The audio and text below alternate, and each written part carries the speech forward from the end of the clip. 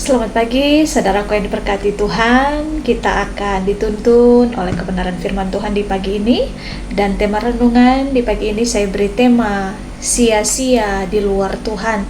Saudara, kita baca dalam Mazmur pasalnya yang ke-127, ayatnya yang pertama. Saudara, dikatakan bahwa jikalau bukan Tuhan yang membangun rumah, sia-sialah usaha orang yang membangunnya.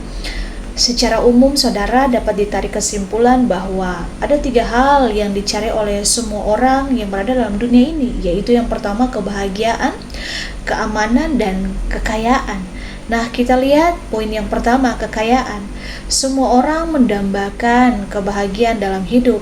Berbagai cara ditempuh untuk mendapatkan kebahagiaan. Orang berpikir kebahagiaan itu bisa didapat ketika punya banyak uang, punya mobil, punya rumah yang besar, rumah yang mewah, istri cantik, atau juga suami yang tampan. Kenyataannya, saudara, banyak orang kaya hidupnya tidak bahagia dan mereka hidup merana. Kita lihat saja, saudara, selebriti, mereka kawin cerai. Nah, karena perkawinan mereka tidak bahagia, padahal mereka hidup serba kelimpahan. Ada juga yang mencari kebahagiaan dengan narkoba atau seks bebas. Nah, adalah sia-sia bila kita ini mencari kebahagiaan di dunia ini, karena kebahagiaan yang ditawarkan oleh dunia ini adalah semua hanya sia-sia.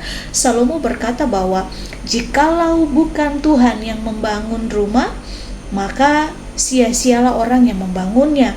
Nah, saudara, rumah melambangkan kebahagiaan, rumah melambangkan di mana kita itu merasa diterima dan dikasihi. Kita perlu membangun dan mendasarkan kehidupan kita ini dalam Tuhan. Itulah kunci memperoleh kebahagiaan.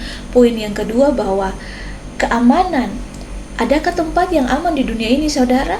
Tidak ada, saudara. Nah, perasaan aman dan damai ada di hati orang yang mempercayakan hidupnya itu kepada Tuhan. Dan rasa aman tidaklah ditentukan oleh sesuatu yang berada di luar kita, melainkan siapa yang bertata di dalam kehidupan kita. Nah, perihal rasa aman ini, Salomo memiliki pengalaman. Dia berkata, jikalau bukan Tuhan yang mengawal kita, sia-sia pengawal berjaga-jaga. Nah, poin yang ketiga itu kekayaan. Salomo, saudara, kita tahu seorang raja yang sangat kaya raya. Bahkan kekayaannya itu melebihi semua raja di bumi. Itu dalam 1 Raja-Raja. Saudara bisa baca dalam 1 Raja-Raja pasalnya yang ke-10 ayat yang ke-23. Namun Salomo dia sadar bahwa kemampuan untuk menikmati kekayaan dan menikmati hidup adalah kasih karunia Allah atau pemberian Tuhan.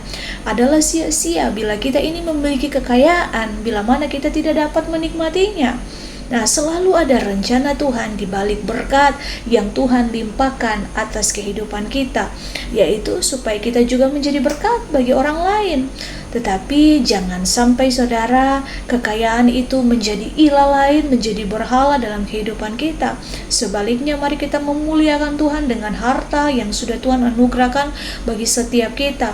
Kebahagiaan, rasa aman, dan berkat itu disediakan bagi orang yang mengandalkan Tuhan. Nah, janganlah kita hanya berfokus kepada perkara duniawi, karena semuanya itu tidak akan dibawa mati dan tidak akan dibawa dalam kekekalan, dan semua itu sia-sia, saudara. Nah, hal ini pun terjadi bagi setiap kita dalam kehidupan kita bila kita fokus hanya kepada perkara-perkara duniawi, hal-hal sementara. Kita mengejar kenikmatan dunia dan mengabaikan perkara-perkara rohani. Hubungan kita dengan Tuhan akan menjadi jauh. Sekalipun kita ini berhasil, sukses, tetapi semua yang ada di dunia ini, semua adalah kesia-siaan. Tanpa Tuhan semua sia-sia, saudara. Maka itu mari kita bangun semua atas dasar firman. Kita bangun hidup kita ini dengan punya hubungan yang intim dengan Tuhan.